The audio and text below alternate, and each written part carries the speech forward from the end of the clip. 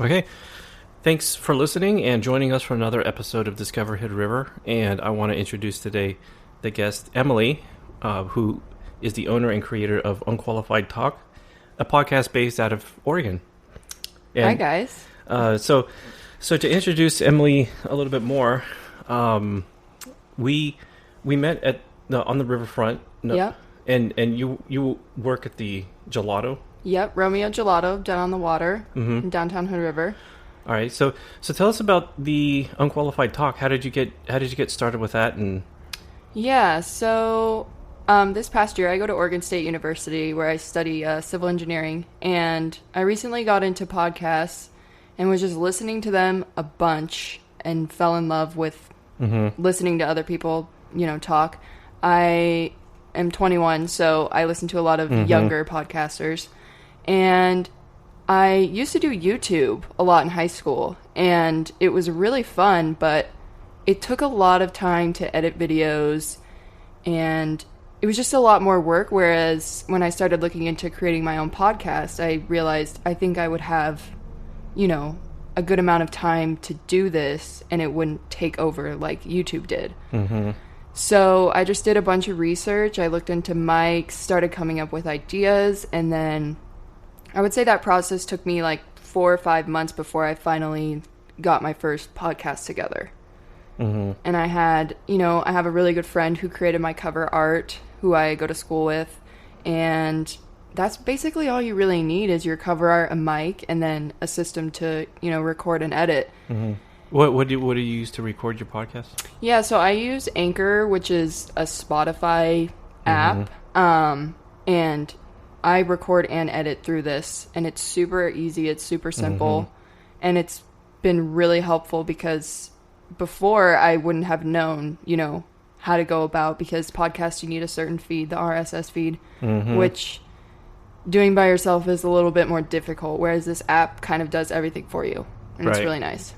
Right, and that's the which app is that again? Anchor by Anchor Spotify. App. Okay. Yep. Okay. I have yet to download the Anchor app, so I'm gonna have to look into that myself. Yeah, I actually heard it on another podcaster's episode. It was one of their ads, and so I looked into it, and it's awesome. It has everything all in one place. So, and you grew up here in Hood River, right? Yep. Okay. My whole life, born and raised. I'm from Upper Valley, so Parkdale area. I live actually right on the cusp between Parkdale and Odell. Okay. Yep. Okay. So how was it growing up around here? It was amazing. I wouldn't trade it for any other place. The hope is to actually return here later in life. Yeah, so I just grew up out in the forest. I had no neighbors, and so you could do whatever you want. Like, basically, I was outside all the time as a kid with my siblings. I have 2 older siblings, so we just spent a lot of time outdoors. Awesome. Camping, hiking, doing all that stuff. Yeah. And now you're going to OSU for it was civil engineering. Right. Okay. And that's your ultimate goal, is to become a civil engineer? So initially I went in as a bio major. And I played volleyball for 2 years at a community college like 15 minutes away from Oregon State. And it wasn't until I was a sophomore that I kind of realized, like, hey, I think I could actually do this engineering thing. I'm not great at math, but I'm not terrible, and I think I could get through that. And so I was actually an electrical engineer. My dad and brother are both linemen, and we have linemen in our family from years past. So I started as electrical, and this past year, after my fall term, I realized this isn't for me. I don't really like this, and just made the transition to civil engineering before it was too late. And I love it so far. I've had 2 terms of taking civil classes, and then I'll have 2 more years at Oregon State. I'm going to show my complete ignorance on this subject, but like, what is civil engineer? Yeah, so civil engineering can be broken up into like kind of different categories. So there's transportation, which is building efficient roadways, or building new infrastructure to help improve travel for people. And then there's also the water side of it, which is what I'm most interested in, which can either be like dams, water systems, whether that be like filtration systems, And that's what you're mostly interested in is right, the water, or like pipelines. So is there any plan to like maybe work along the Columbia River and the dams? Yeah, for sure. I don't know if I haven't done a whole lot of research into the dams. I would ideally want to do water systems and try to create, a more efficient, environmental friendly system. There's a couple cool places in town that are doing stuff like this. There's one in town, I want to say FCA, Farmers Conservation Alliance, and they work on irrigation systems that help like the local fish be able to survive and get through these passages, which is a really cool company. So hopefully next summer I'll be able to do an internship at one of these other places in town, because that'd be really cool. Now, would you have anything to do with like the power generation of the dams? Right. Yeah, I think it would be really cool to, like, I don't know if people are doing this here. I haven't looked into it, but using like solar energy to like clean water, or get these systems in a more green energy efficient way. Okay. So is that like another like sort of an interest that you have, is the green energy as yes, well? For sure. Okay. We've started diving into that a little bit in school. My last term, I would say, was when my classes got more focused towards my degree, whereas before, they were all like the back core math, physics, some of the more, in my opinion, boring things that try to weed out kids before they get to like really dive into the programs that they're going to be using and all that. Wow. Yeah. Now, what's your opinion on, I think, like we have a lot of green technology coming in. Yeah, right? For sure. I've seen, like, I've noticed here in Hood River, we've got that new Tesla charging station. Everyone knows that at Safeway. Now, does that by chance fall under civil engineering, or is that a completely different thing altogether? I think technically it could be. Engineering is such a cool thing that they kind of all have overlap. Mm-hmm. I feel as though engineering is a great degree to pursue, because even if you're a civil engineer, you could get hired on a company that uses like a lot of mechanical or a lot of electrical, and they probably would be able to find a spot for you regardless, because a lot of your backcore knowledge is all the same as engineers. It's just little different courses here and there. Like obviously an electrical engineer is going to have more background in circuits versus a civil engineer, but mechanical also does a lot of circuit work, so they would there's probably a lot of know. Overlap yeah, and everything. Yeah. And your father and your brother did they got a degree in electrical engineering then from? Right. So my dad, he went to a 4-year university when realistically he didn't have to, because trade is a little bit different, where you can do programs that are a lot shorter. So like my brother right now, he's just an electrician, and he's still finishing his classes while working here in town to become a lineman. So there's a difference between electrician and lineman. But if you're an electrician, he went to school for, I think, like 3 months, and then was able to just start working immediately. And now he's taking his... Isn't that a dangerous job? Lineman? Yeah, for sure. Like, I think I've seen not bumper stickers, but like, I mean, sometimes I see things on trucks, and yeah, that seems like a very dangerous job. I've seen YouTube videos of this lightning going in between. Like, that's what your family takes care of, right? So I actually did an internship last summer at hoodriver Electric Co-op here it's located in Odell. And that's where my dad works as a lineman.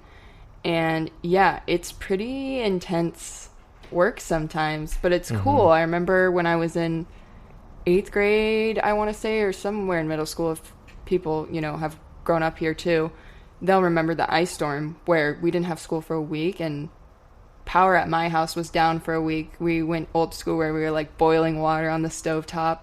Really? And my dad was out that whole week. He'd come back and sleep for like 4 hours, and then he'd go back out to get, the poles, fixed so that people had power. So yeah, it can be a very intensive job. Yeah, kudos to him. Kudos to him for doing that, because like when people don't have power in the wintertime, that can be life and death. Yeah, exactly. Some people can't survive without power out there. Yeah. So, wow. So that's really exciting that you're going in such a technology driven feel. Right, yeah. And you're going to, you said OSU, right? Yep. Okay. And how was it down there? Oh, it's awesome. Really? Oregon State is known for engineering and agriculture. That's Yeah. like their main two degrees Really? that they specialize in. So the facilities are amazing. The campus itself is just beautiful. Mm-hmm. I toured a lot of schools before I decided Oregon State because initially I didn't want to be in Oregon. I wanted to leave. Thank goodness I didn't because I enjoy coming back home. But yeah, a beautiful campus. I'm really excited to be going back this next week because fall is like my favorite time there because the campus is just so lush. They do a great job. And I hear really great things about it, especially Yeah. the food. yeah. Like I personally have yet to go to the OSU campus. Which, Oh my gosh, the downtown area, the old downtown area of Oregon State, their food is amazing. They have A lot of great such places to great get coffee, restaurants. too. Yeah, good coffee, good, breweries with Yeah. like hamburgers and that kind of thing. It's been really fun exploring there, because Hood River is smaller when you grow up, in the same place. Like you grow to really like the food in one place, but then when you get to like leave and branch out and try, because I don't know if we have a whole lot of like Mediterranean or Indian cuisine, but they have so much down there. It's just really cool experiencing different. we used to have a Thursday night at the Riverside Grill at the Best Western. Like Thursday night was Indian night. I'm not sure if they're bringing it back. I'm gonna need to check with them and see if they're gonna bring it back. But we Yeah. did. But that was really great Indian cuisine. I was there every single Thursday. Yeah. And as far as like Mediterranean, I think we do have a couple Italian places. I know that, but I'm not really sure if it's going to be the same like type of Mediterranean. Right. Because if you're talking Greek or something, then no, we don't.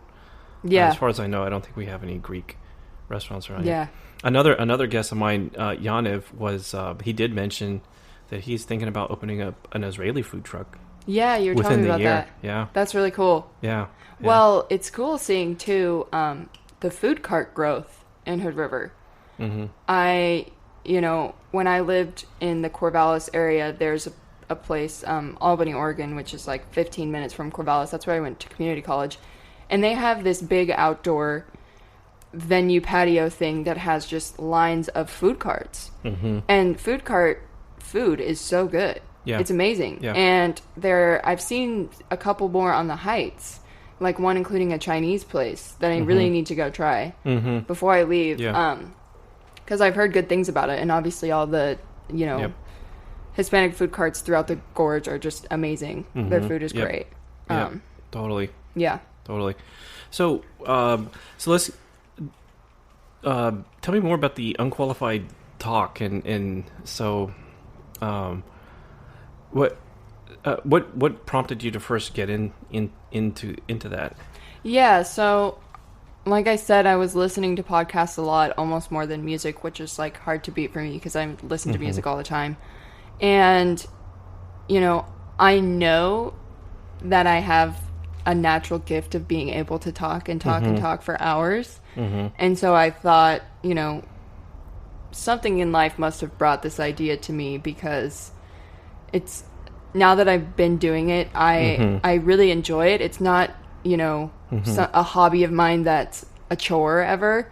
It's just really fun to get on a mic and just talk to people. And what are some of the episodes and some of the topics that you kind of go over? So one of my first ones, which was one of my favorite ones to record, was college and my experience with college, living with other people and what that's like, how to balance school and your social life, can be very hard. I did an episode on my pet peeves, which was really fun. And I asked my listeners, like, what their pet peeves were. Sure.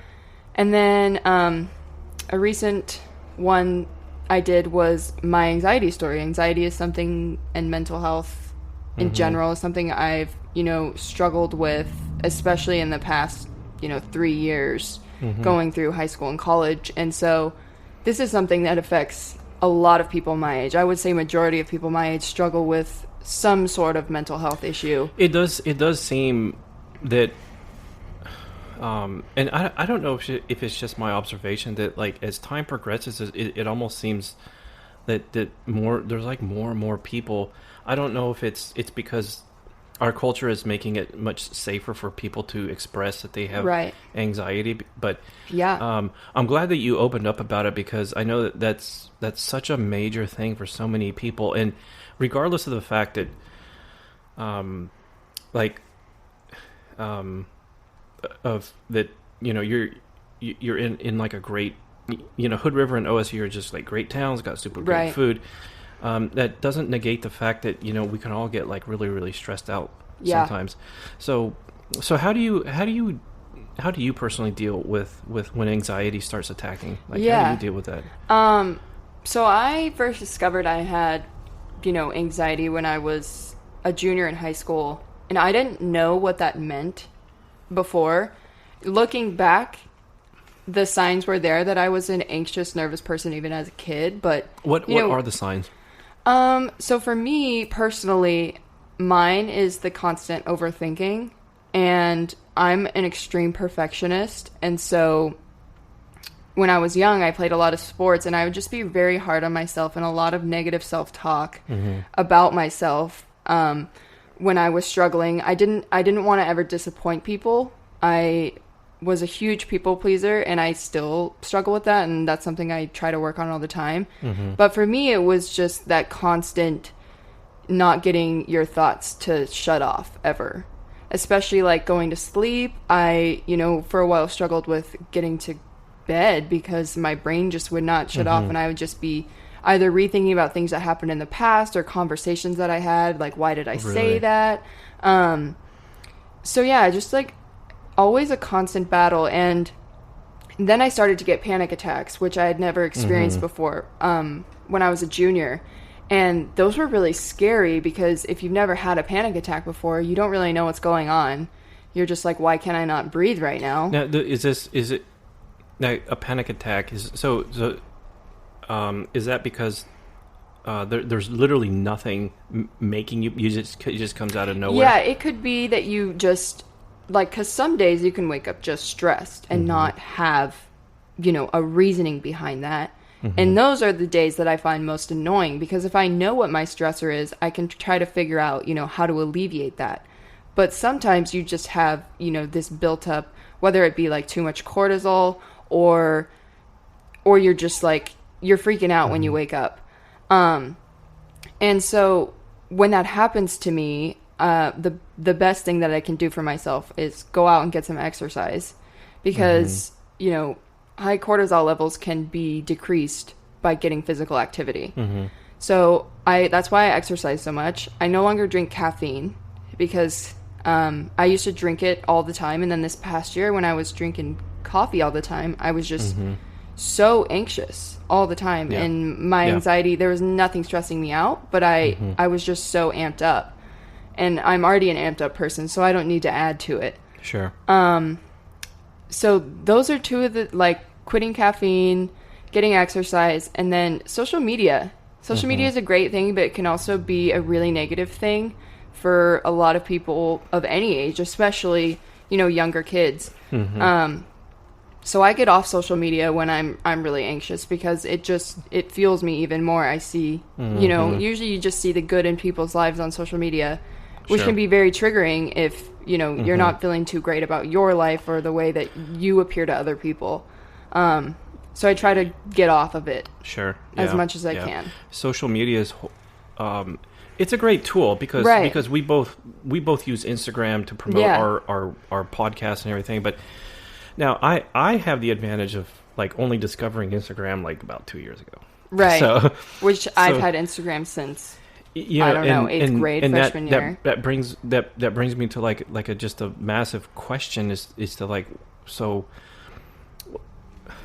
what is it doing to young kids? To young kids? Because this is the first generation in history that have just they're born into like a world of like social media.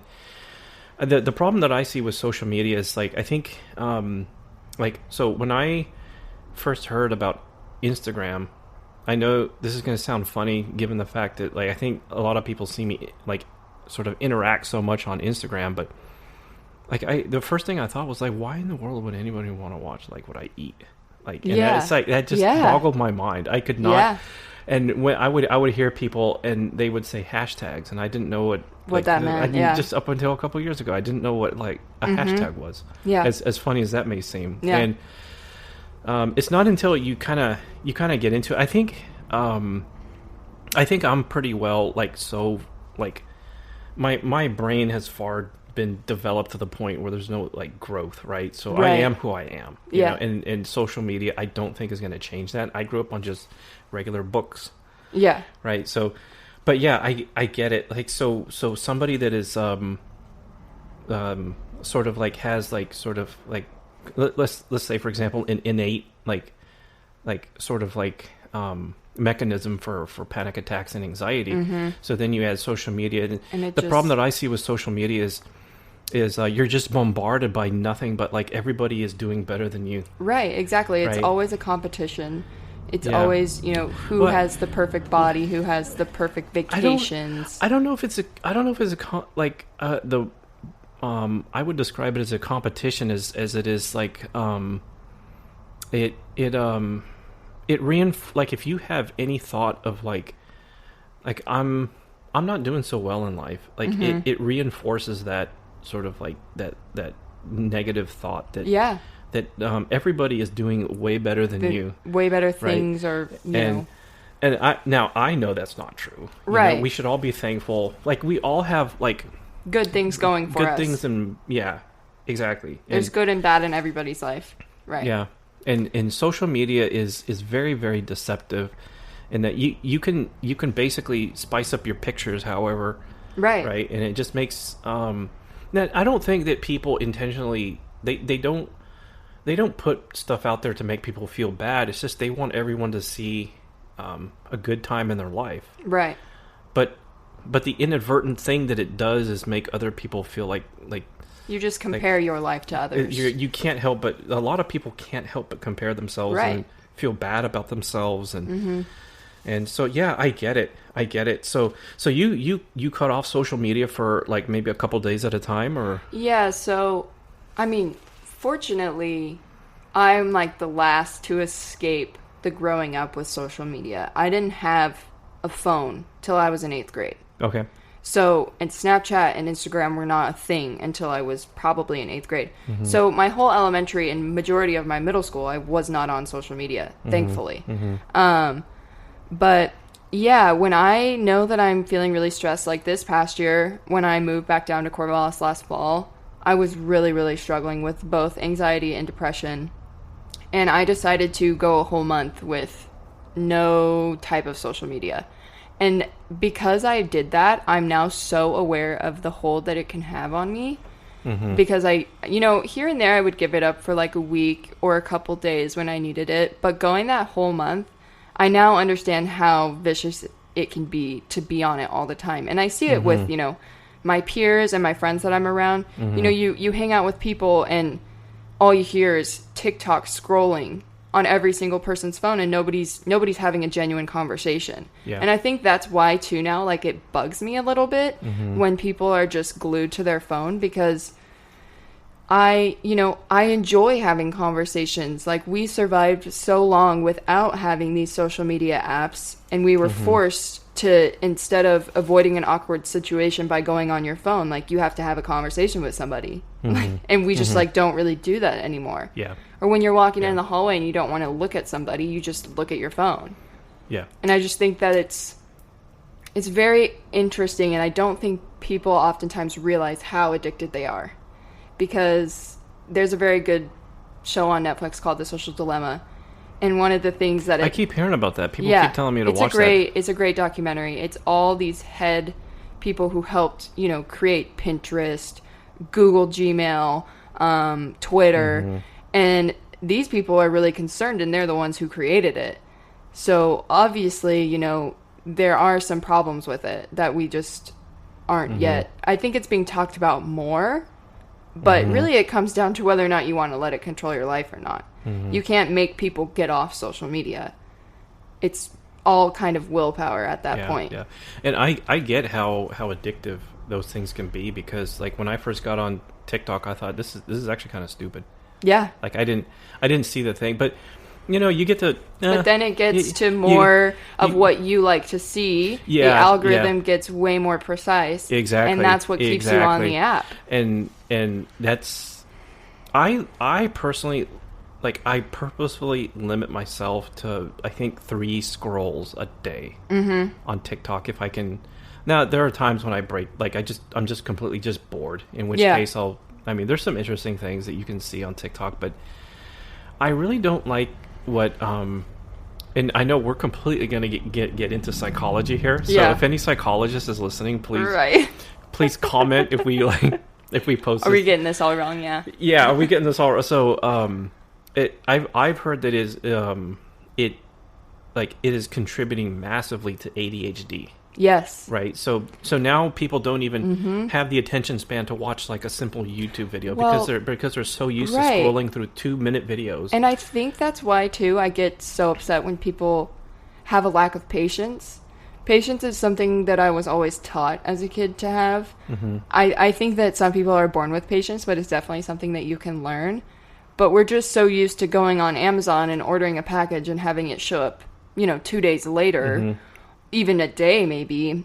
And it's just really frustrating too when you're out, at the grocery store or, at the pharmacy and people are getting pissed because they have to wait in a line. Yeah. And it's like, where is our sense of, patience and understanding that you can't have everything in the snap of a finger. Yeah, we live in a world that goes like 99 miles an hour compared to what it was like even 10 years ago. Yeah, like exactly. 10 years ago, we didn't even, what was it, like 2012? Yeah, we did have the iPhone, but we didn't have like all these like apps that nothing was developed the way that it is now at all. No. Like social media apps are pretty crazy how precise that they can be. Yeah, and they're going to get. I think that they're going to get probably even worse as time goes on because remember, like, technology and all of these like algorithms and AI that they got now, like, it knows exactly what you want. Yeah. Right, and to where it's going to be. I personally think that in a couple of years, like, it's going to be pretty mind blowing. Like what they're already talking about, like, like, you've got like the metaverse coming. Yes, which is like so nuts to me. I watched like a video on Paris Hilton, who's like making a metaverse where hers is just like these clubs that you can be in, like with your own avatar that you like dress up and all this stuff. And I'm like, oh my gosh. Yeah. Instead of being outside, everybody's going to be in a metaverse. Yeah. I have seen some pretty crazy stuff about what they think is going to be coming, and yeah, you're right. I mean, you're going to have people like living probably full time virtually in this virtual world, right? And it's going to be the crazy thing too is like from what I've seen, like, it may be possible for people to actually live in this virtual world for like 24 hours a day because getting back to engineering, like I've seen some stuff like what robots are on the horizon now. Yeah. Right. I mean, robots might be coming and taking a lot away of our jobs, and that leaves humans with nothing better to do except scroll on social media. Right, or go in a metaverse. Yeah. So get out there and hunt and fish and like get out in nature. Like, yeah, exactly. Yeah, and thank you for preserving nature too, by the way. Yeah. Well, at least getting to the try, point. Yeah. Yeah, but yeah. So you limit your social media exposure. Now, any other sort of like tips and tricks that you do to kind of keep the anxiety there are down? A lot of like great resources out there, whether it be like social media apps or videos that you can find on YouTube for meditation, breathing work. This is a great way to, calm yourself down if you feel like you're very anxious or feel a panic attack coming on. I struggle with keeping my routine all the time with meditating, but when I am consistent about it, it really does help. Getting a cup of chamomile tea helps. Now, when you say meditating, so how do you meditate? So I usually just listen to, like, I have this app called Insight Timer, and they either have like breathing work or manifestation meditations. usually you're just listening to somebody else and you're just focusing on what they're telling you to do and really focusing on clearing out your mind. And when you feel an invasive thought coming, recognizing it and then not letting it, take over your goal, which is to not be thinking. And then I try to get lots of sleep. Sleep is so important, something that, we don't always allow ourselves to get, especially as a college student. For some reason, I don't know why people feel as though it's like not important when you're in your 20s, when I think that is like the time when you need it the most. Exactly. Especially if you're a student and working and trying to have a social life.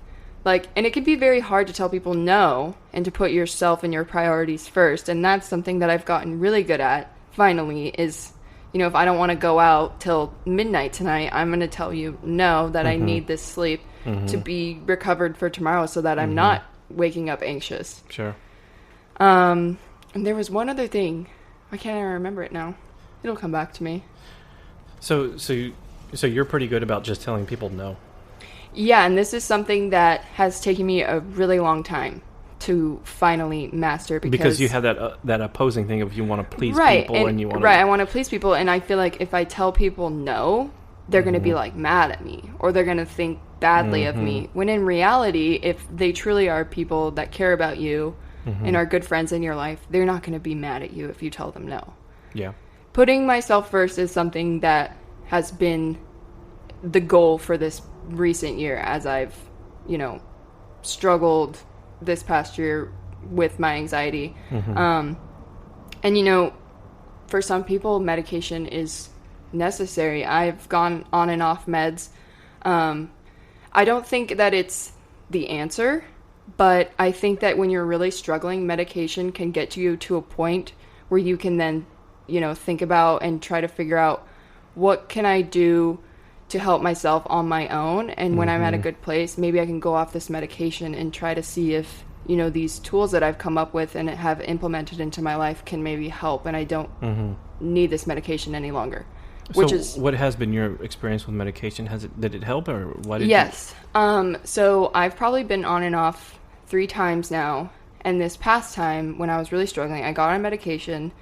I, started talking to a therapist again, and she kind of helped me, implement the things like journaling, doing my meditations, getting to bed early. And then when I felt like I was finally on those patterns really well and on that good routine, and I felt like I was maybe, at a place where I thought, I think I might be able to handle this without the meds, then I went off of them, and thankfully, yeah, I'm good. I'm good now.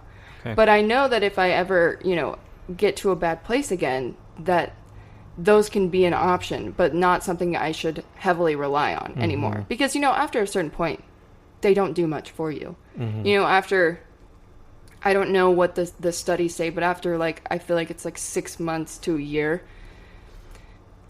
your body just gets used to it, and really, it's probably not doing a whole lot for you anymore. It comes down to, figuring out what works for your brain and yourself to get you at a good, calm level. So that's been a whole experience in itself, doing all that.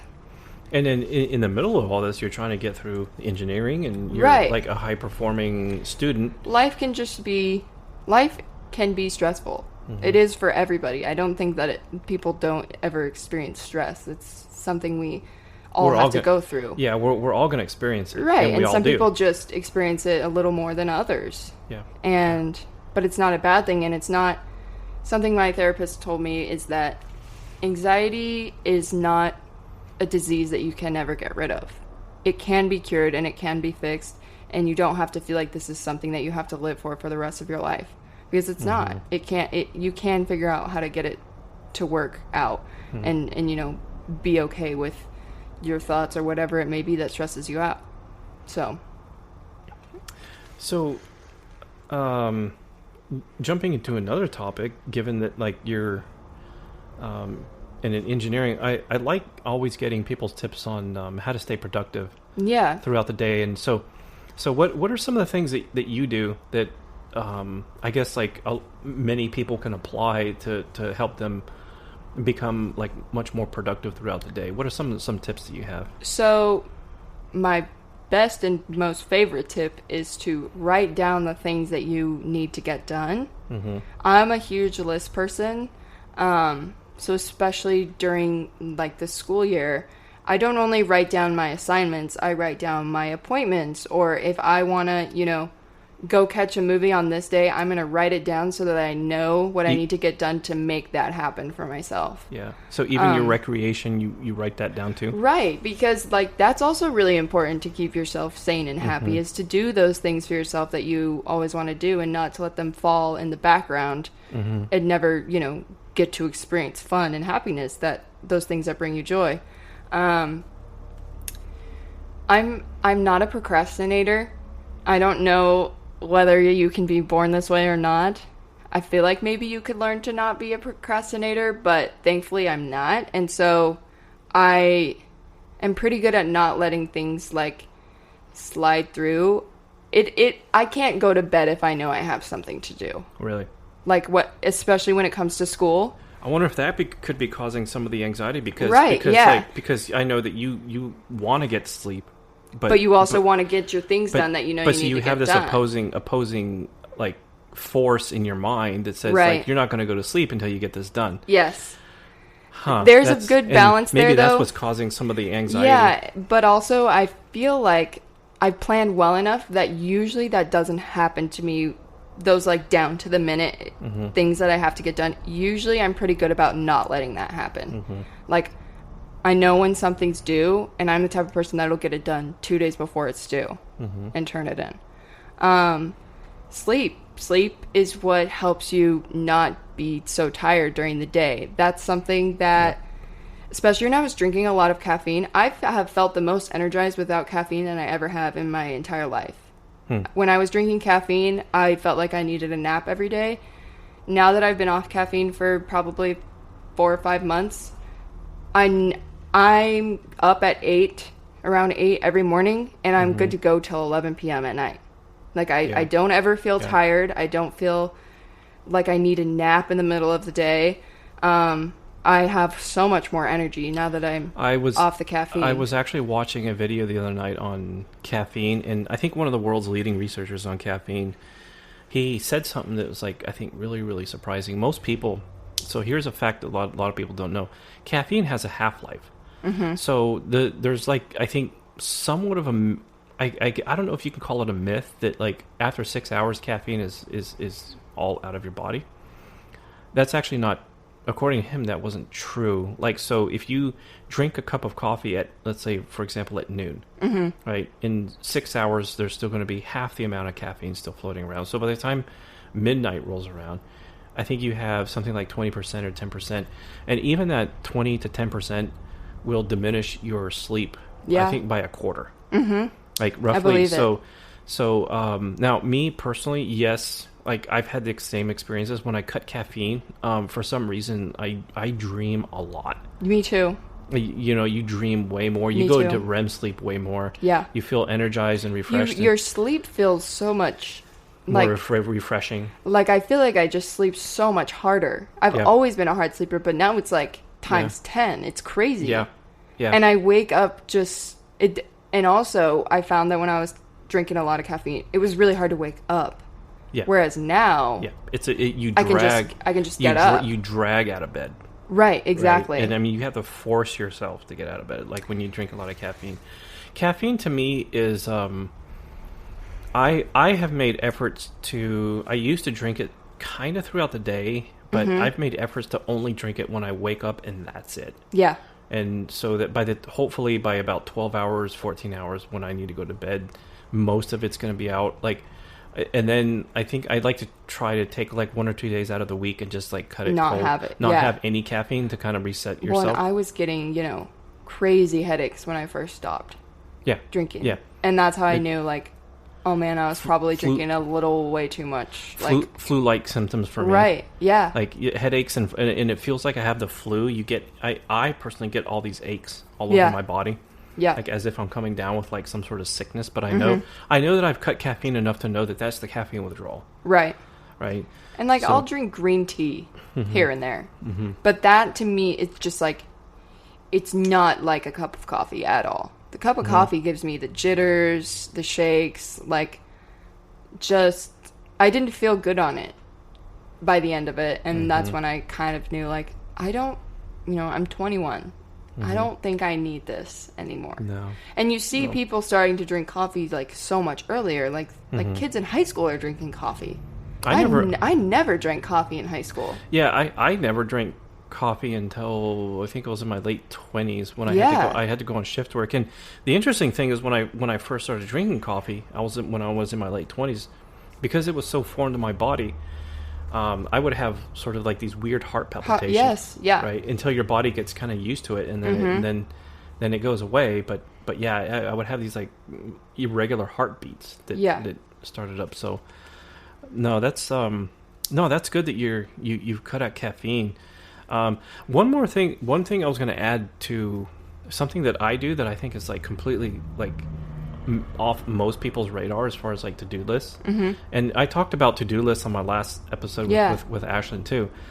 I like to write a list of relaxing things or fun things and I think people forget that like if kind you of just like your self-care. Yeah, if you do nothing but to-do lists like that, honestly that to-do list never ends. Right, and that's a problem with our modern society is I was watching yet another video the other day on like productivity, and I think one of the world's sort of leading experts on productivity was saying that one of the problems we have in modern society is so for example, if you're super productive with emails, right, so usually what happens is you basically get more emails because now you're known. Like you instill it in people's minds that you always respond and are super efficient. So the end result is like your workload just like doubles or triples. Right. So the real key to, I guess you could say, like productivity is hyper focus on like what matters. And you don't have to get to every single email. You only have so much energy in the day to get things done. Right. And I think I've also heard it somewhere where like I mean we honestly we do have the time to do everything that we want to do. The real key is the energy, the mental, emotional, and physical energy to get things done. Right, and that's the real key. Yeah. Right, but sorry, I went off on a little tangent there. No, it's good. But yeah, I'm always interested in like how people go on about their day and what are they doing and what can we implement. So we good. All right, so let's get into some fun things about Hood River. Yeah. What are some of your favorite restaurants? Oh man. So obviously I live in the Upper Valley. One of my favorite restaurants is Apple Valley Barbecue. So they do obviously barbecue food. They do wings, they do ribs, steaks, that kind of thing. My favorite to get there is their barbecue wings and their Caesar salad. And they're very, living that high up, they're very close. And so I don't have to drive all the way down into Hood River to get food. So I like there. They are really good. They are really good. And I would also suggest if you haven't had their meatloaf, to try their meatloaf. I don't like meatloaf. You don't? No. Okay. Well, never have. This one might, it might change my mind. It's got a Does really it have onions nice. in it? Oh, I can't remember. Because if it has onions, it's a no-go. No, it's a no-go. Yeah. Okay. I don't like onions. No. Okay. All right. Yeah. So no cilantro and onions and lemon, huh? No. On tacos, I'm always no onion, please. Yeah. Because they always put the diced fresh onions and they roast me out. Is it just too sour, or you don't like the texture? No, I just think that they taste funny. Well, I don't like biting into a fresh onion that hasn't been cooked. I'll eat grilled onions, but it's the fresh cut up. See, I'm the opposite. I like the fresh onion taste now. Ugh. But the interesting thing is like, okay, so this may be a whole can of worms altogether, but like, they say that your taste buds change over time. Yeah. So they could. When I was a teenager, and I think in my early 20s too, You didn't like onions? I didn't like onions. But now I just absolutely love onions. Yeah, so maybe it will change. I don't know. I've always... It's like tomatoes, too. I don't like tomatoes. No tomatoes? No fresh tomato. No, can't do it, huh? No fresh tomato, no. I'm growing to get better. Like in salsa, I used to just dip my chip in and only get like the juice. Mm-hmm. But now I can dip it in and get the tomato, and I'll be okay. Okay. Yeah. Okay. So there might be a little. There might be a little change there going on. Yeah. Yeah. I used to be the same way about mushrooms. Like I could. I love mushrooms now. I still to this day cannot stand mushrooms. Oh, I love them. Like unless under very very special circumstances. I like them on pizza. I like them in spaghetti. Yeah. But they have to be fresh, not canned. I tried the there were these special mushrooms that are in season, and they sell them at Rosar's. I know what you're talking about. They look a little orange or something. Mm-hmm. You know what I'm talking about? Yeah. I can't remember the name of it for the life of me, but those were actually okay. It had like a little bit of a nutty taste to it. I sautéed them in butter and put them on toast, and that was doable. But like your garden mushrooms, I just cannot stand on a pizza at all. Like. And the weird thing is that it's everything about the mushrooms. It's the taste, the texture, and like how that like smell permeates my nasal cavity. I just cannot do it. I don't like it. That's funny. And going one step further, I would even go so far as to say that like I can't stand mushrooms that have even touched a pizza because when you cook a pizza, you get that mushroom juice gets all over and I can't take the mushrooms off. Yeah. So anyway, I know that was like a strange factoid about me, but no, but that's how I feel about certain things too. Like it spreads and then it's just not. Eatable. Yeah. The flavor spreads when you cook it throughout the right. So okay. Back on track. Apple Valley Barbecue. Now, what are your favorite places in town? So, I'm gluten free for the most part. Mm-hmm. I'm not. I don't have celiac, but if I eat gluten, it really upsets my stomach. Mm-hmm. So, I really like Solstice's gluten free pizza. Mm-hmm. I work obviously right next to them, so that's something I get pretty often. I get the carnivore gluten-free pizza. I didn't know that they had a gluten-free pizza. It's amazing. Really? Yeah, it's awesome. Wow. I know that they do gluten-free and Palenti does gluten-free. Uh-huh. So I get Solstice pretty often, and their fries are really good too. They'll like throw in fries for me occasionally because they know I work next door. And Palenti has a gluten-free pizza too? Yeah, they do. Yeah, and it's pretty good too. We have a good, my boyfriend's friend that he has a business with, they're from the East Coast. They're from Connecticut. Mm-hmm. And so we were actually over there the other day and we were like, what place has the best pizza to you? Because they're, they have their facts and opinions about pizza. It's a little bit different over there. And they said that Palenti probably has the best pizza in their opinion here as being from the East Coast.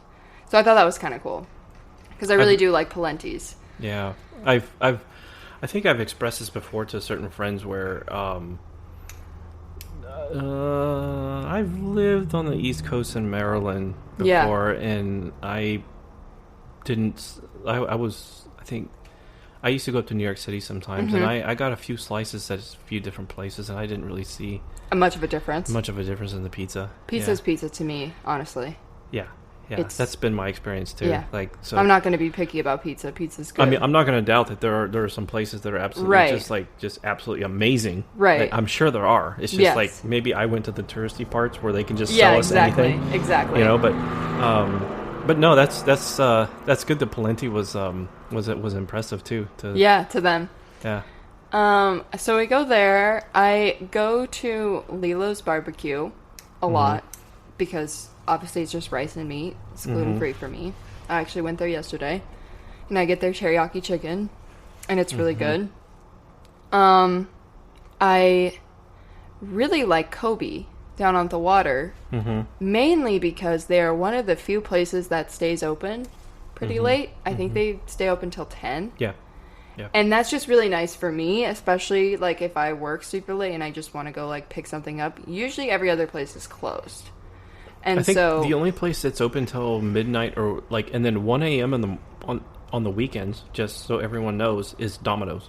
Yeah. You can actually get Domino's up until I think 1 a.m. Yes. Like, I probably wouldn't That's call why, too, at like, 12:30. making the adjustment from Corvallis to here is sometimes difficult food-wise because Corvallis is a college town. Everything's going to stay open either 24 hours or, like, at least till 2 a.m. Whereas here, like, most places are closing at 8 o'clock. Yeah. Or, like, Yeah. 9 o'clock max. Yeah. 9 o'clock max usually is. Well, you have a couple places like I know Whiskey Tango stays open till like I think they stay open pretty late. Yeah, what was it? 12:30, 1 o'clock maybe. I think it's 1. And then there's River City Saloon. Yep, they stay open. They stay open quite late. So there are places. Which, by the way, I saw on Instagram that they're having an 80s party on Thursday. So just putting that out there. Yeah, I've been going to the Ruins a lot too. I don't know if you know about the Ruins. It's live music down by the train tracks. Yeah. But they only have Solstice Pizza, so I don't usually eat there. Oh. Because they don't. Okay. They just have their little food cart, so it's just all like what they've already made. Yeah. And then I would say I've had Rommel's one time, and I thought that it was so good. I haven't been back. But I think I got their chicken piccata, and it was amazing. Really? Yeah. Obviously it's like a little bit spendier because it's like authentic Italian cuisine. Yeah. Like the guy who owns it is Italian. So there is pretty good. And then we like to eat at the Hoodriver Chinese restaurant. That's not the one with the panda bear. The other one that's downtown across from Pietro's. My family really likes their across from Pietro's Chinese. Yeah, I know where that's at. And I've grown up going there since I was very little, like as long as I can remember. They have great egg flour soup. They're like my favorite egg flour soup ever. Wow, I'm gonna have to try that. It's amazing. I love it. They have crab puffs too. Oh really? Wow. They're pretty good. Wow. Yeah, I would say like that's kind of my go-to. My boyfriend used to work at 6th Street Bistro and Pub, so we go there occasionally. They have a good burger. 6th Street is really good. Yes. I like them. I like their fries a lot. They're very good. I gotta say at 6th Street, I had I think this was a couple months ago, about what was it, 4 or 5 months ago now. I think they made one of the most delicious bowls of Vietnamese pho. Yeah. They cook. I think that they had to simmer or cook this broth for something like they told me they had to like simmer it for like 12 hours or something, but it was absolutely amazing. I went back. I haven't had it, but I bet it was good. It was. It was worth every penny. Yeah. Yeah. Yeah. Definitely. So, now what about what are some of your favorite activities to do, like outdoors here in Hood River? Yeah. So I love to hike. Hiking is like my favorite outdoor activity to do. So when I come home from school, we either hike just like above my house because I live in the forest, or we go out east a little bit into like Mosier and do Rowena. We don't usually do the hikes along 84 on the Oregon side, just because they get very crowded now with a lot of people coming in from Portland. So I like to do a lot around Mount Hood, honestly. Those are my favorite. I just like being up by the mountain. So whether it be like parts of the PCT or, I try to do Tamanawas every once in a while. Now, are those hikes like kind of like out in the wilderness then, or like? Yeah, kind of. I mean, there's a lot of trailheads just off of, is that Highway 22, 26? I don't know what that highway is called. Just off of there, or, you can start at Timberline and hike parts of the PCT. Just being outside is my favorite thing to do during the summer here. It's like the absolute best because, it gets hot, but it's a dry heat usually, and it's never that bad to me personally. I'm just used to it. I do like going down to the water or to Mount Hood, the Hood usually. Swimming in the Columbia hasn't been my favorite recently, just because like I do a lot of research into like the water health of the Columbia, and it's like it's not the best. It's obviously worse in other places, but I can take the cold enough to just swim in the hood. Yeah. Especially when it's really hot. It doesn't really matter to yeah. me. So we like to go to like Tucker and take Tucker the dogs. Park is nice. Yeah, I love Tucker Park. We've been going there a lot this summer. And then I like to, just go like to the Old Trunk. That's an antique store off of D Highway that my sister and my mom really like. So we'll go there. Or I'll just like go hang out downtown, take a book. A lot of people say that Hood River doesn't have a lot of things to do, when in reality, like, it really does if you like being outside. Oh, yeah. Like, wait, it's an outdoor person's Disney World. Right, exactly. Yeah. We go across the river, too, quite often. They have, the antique shops over there, and then they have the Syncline Trail. Mm-hmm. That's just beautiful. It has, like, a bunch of little waterfalls, like Little Maui. Really? Yeah, and you just, like, hike up along... What's it called? The Sinclair? The Syncline. Syncline. And maybe that's, like, not exactly... That's what my boyfriend calls it. I don't know. I think it's called that, though. And you literally just, like, hike up the face of the wall there. Mm-hmm. And it's really beautiful. And the wildflowers are always out. Mm-hmm. And that's been a really fun thing for me, too, is, like, looking into when wildflowers bloom in certain parts of the gorge and then going and checking them out. Getting some good photographs. Right, yeah. So basically being outside in general. And that's really good for your mental health too. Oh, like, yeah. Getting back it's to amazing. Like, I really do think that, like, being outside, it helps connect the mind to, like, our place in right. nature and in maybe even the universe. Yeah. Like, especially, like, if you go out at night and look at the stars. I've actually been wanting to get a telescope. Yeah. Well, the stars are just great here. It's so clear that you can see them every night. Yeah, I have actually been wanting to get a telescope and go to that little sandbar in the middle of Columbia. Yeah. And especially when it gets cold, start a little fire. And then, it'd be awesome. And then, like, I don't know if you've ever seen a planet with your own eyes, but it's one of the most amazing experiences. No, I haven't. You should. Yeah, you should. I really should do that. It's like, to me, like, yeah, I don't know. I don't know. I love looking at. I've gone into astrology and all that stuff, and so I've just been learning a lot about the stars and the planets. Huge, yeah. That's like, just like a huge topic to learn about. But yeah, it's amazing. And like Corvallis, I'm lucky too. You can see usually, but it's not like here. Do they have a planetarium there in Corvallis by chance? I don't know. You should definitely check on that. Probably. Yeah. I don't. At least they probably have one close.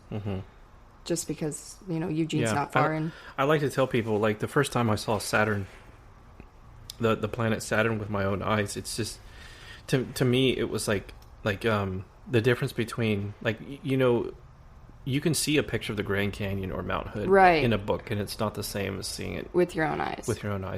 Looking at a planet through a telescope for the first time,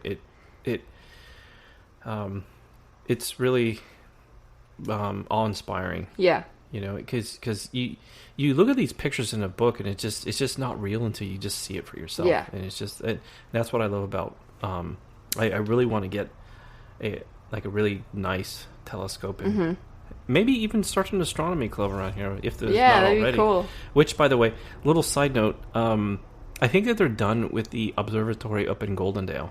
Oh. So you can actually go. That they have an observatory there. I didn't know that. So they do, and I'm gonna. I love sharing this fact because I randomly looked this up on Wikipedia one time. Random fact, okay? Yeah. In case you ever need to win the jackpot at Jeopardy. Here's your factoid. Okay. So many people don't know why there's an observatory in Goldendale. And you don't. No, I don't know. Okay. So that was where they first tested Einstein's theory of relativity. Oh, wow. And how this came out, I'll tell you how this came about.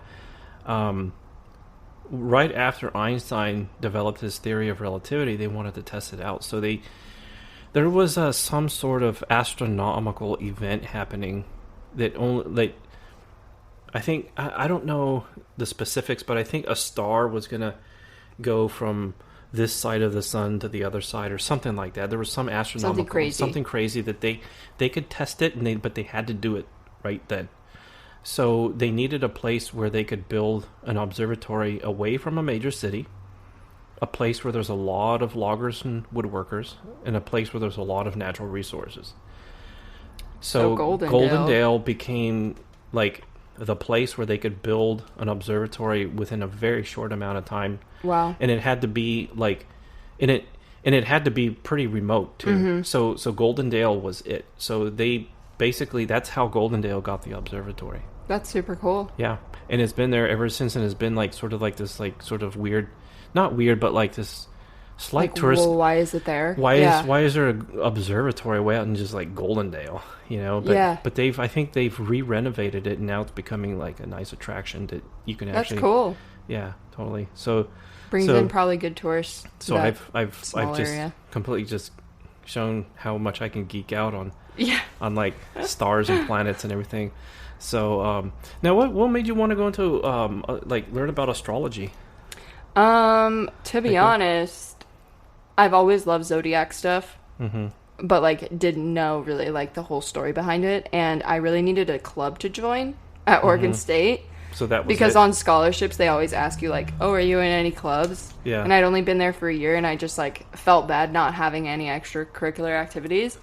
And one of my good friends who went to high school here, who goes to Oregon State, he was the head of this astrology club. Mm-hmm.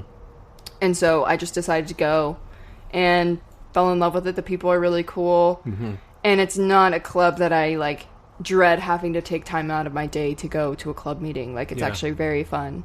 You know, we do a lot of, like, tarot card readings and crystals and all that jazz. And it's just really cool learning about it. I believe there's a new store that opened up in the Dalles. I can't remember if it's, like a magic store or something, but it deals in all that. That's cool, yeah. Yeah. So I've been... when I have the time, like, learning about that kind of stuff and the history, and it's pretty cool. Yeah. Yeah. No, that's awesome. So now, any closing questions or remarks, comments? How can people find you? Podcast wise? Or just both Instagram. Oh yeah, podcast wise. So I have a whole Instagram and Twitter account for my podcast. The Instagram is at Unqualified Talk, just the name of my podcast, and then on Twitter it's at Unqualified _T. And then my main accounts are linked on my podcast Instagram, and both are public accounts, so anybody can follow. And most of your topics as of right now, they're just free flowing, just right. kind of. I get a lot of inspiration from another podcaster and YouTuber called. Her name is Emma Chamberlain. It's funny, we have the same initials and we're the same age, and we both. I would say we look pretty similar too. Like she's blonde haired, I think blue or brown eyed. You know, I didn't get to ask that earlier. Like what? Because you mentioned like I got an inspiration from other podcasters. I didn't get a chance to ask what podcasters. So that's okay.